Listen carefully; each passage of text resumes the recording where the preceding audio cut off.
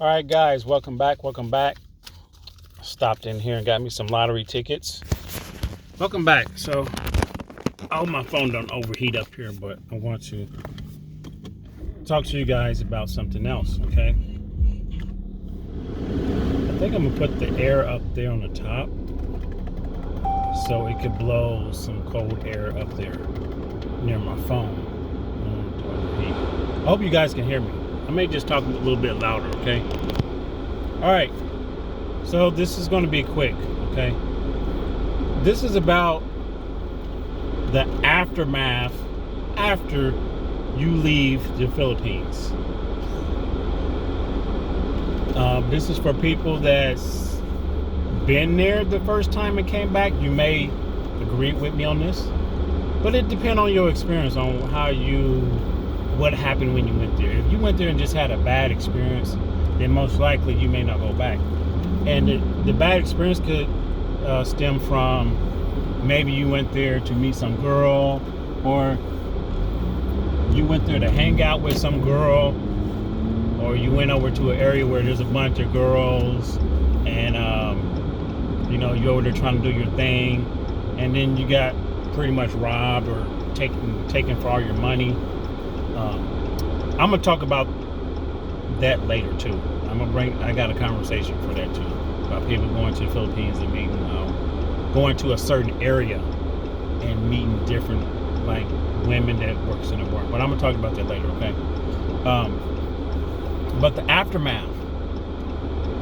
Now, if you go there and you had a good experience and it's your first time and your second time, and most likely if it's your second time, you had a good enough experience that you're going to go back the second time, right?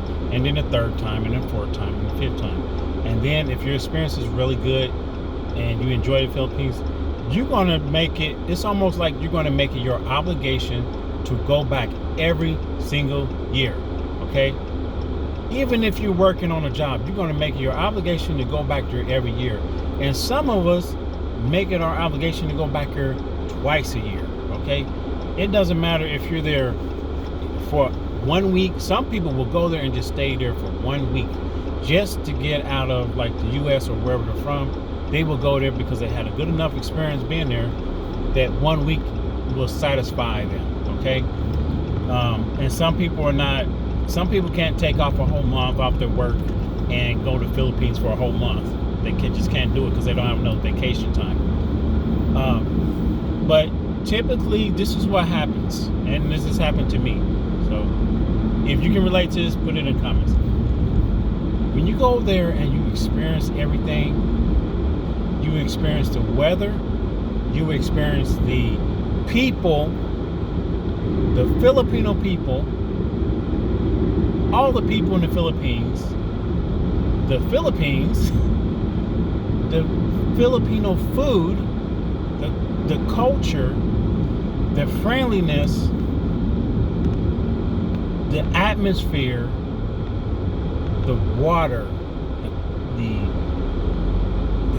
pine, the coconut trees, the beaches, the beautiful people, period.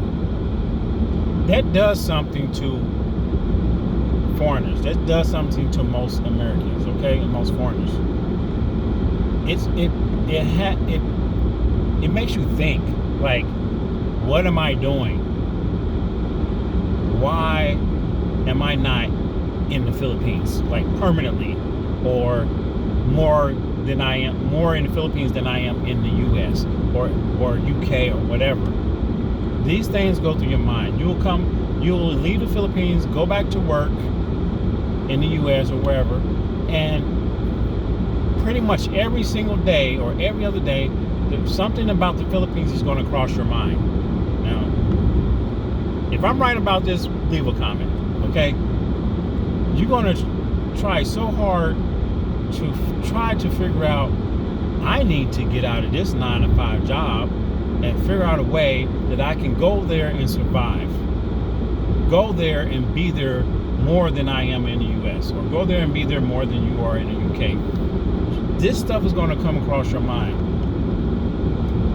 trying to just get away what they call the rat race of America, or the matrix. People call it the matrix. It wrecks your brain trying to figure out how to get out of that. Now you may see some YouTubers and that are in the Philippines, and they're like, this is what you need to do. You need to do this, and don't be afraid to make that jump to do this. And a lot of those are digital nomads that work online. And when those digital nomads say, this is freedom, this is financial freedom, you get to travel and do this, do this, do this. But technically, you're not getting out of that matrix. You're not getting out of that 9 to 5, because you still have to get up or go to work online, okay? And it can be stressful and difficult because you still have to work for someone else online. If not, you're not going to have any income, okay? So when I hear people say, get out the matrix, do this online, and it may work for them, and then they're like, you don't have no boss. Of course you don't have no boss, but there is a boss on the other side of that online, okay? There is someone. You can make up your own schedule, but you are working for someone.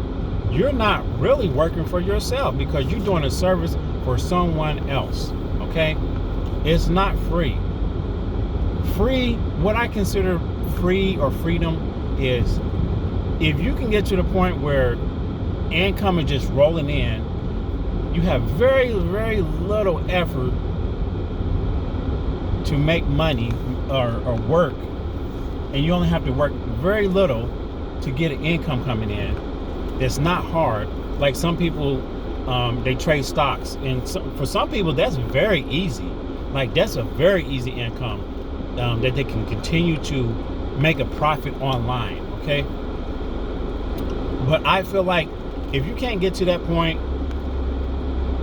then you're not really free of this rat race of the US, okay? Let me put this right here.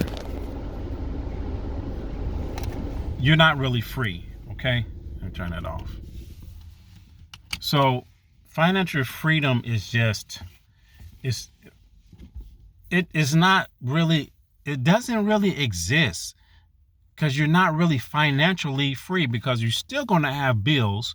You're still going to have some kind of type of utility payments or car payments or taxes and all this stuff. So that's not financially free. You're not financially free. That will never, never, never, never happen unless you just got money.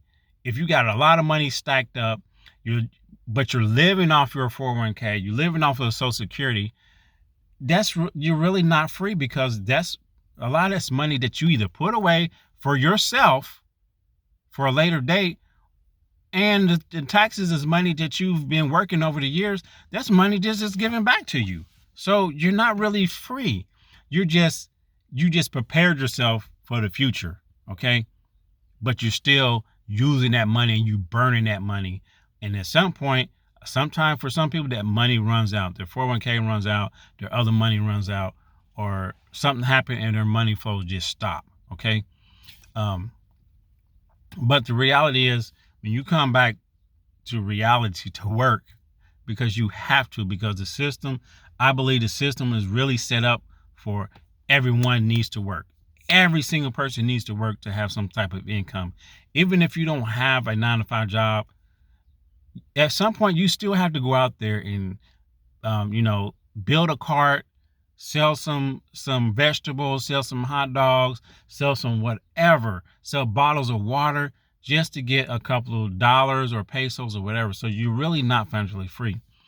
But when most Americans and most foreigners go to the Philippines, all that's beautiful, lovely, friendliness, it's like overwhelming, okay? And it feels like there's more there than it is here, okay? Even though most people in America are having, they get paid hourly, they're making an income, but a lot of us are really living very close to paycheck, or Yeah, very close to paycheck. Like it's very tight. Things are very tight. And some people may appear that they have a lot of money, but in reality, they really don't. They really don't. They may have a nest egg or something saved up for emergency, like emergency fund, in case like something breaks in their house. You know, they may have like 10,000 US dollars saved up, or they may have 50,000 saved up. Um, and a lot of people don't have that much saved up in case something happens. Like their car could break down, they got to get that fixed. It's thousands of dollars. You know, uh, so you're really not out of that financial. You don't get out of that financial freedom. It doesn't exist.